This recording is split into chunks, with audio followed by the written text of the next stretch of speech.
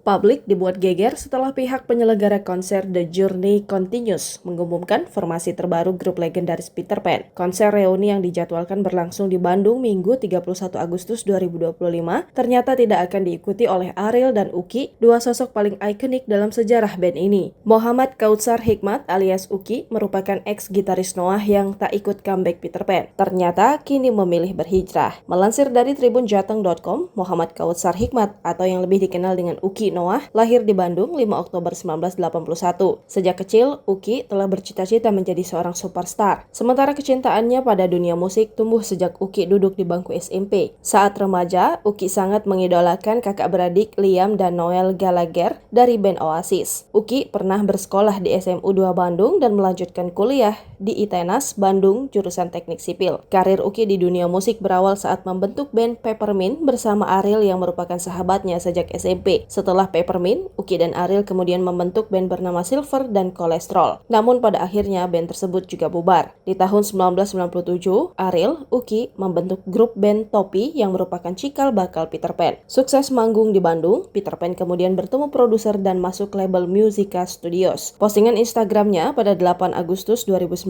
Uki mengumumkan dirinya resmi keluar dari Noah. Uki menikah dengan artis cantik Meta Yunatria Hikmah pada 9 Agustus 2009. Pasangan ini dikaruniai 3 orang anak, yaitu Tameika Ganiyah Maryam, Fatimah meninggal dunia, dan Muhammad Khalil Al-Hikmah.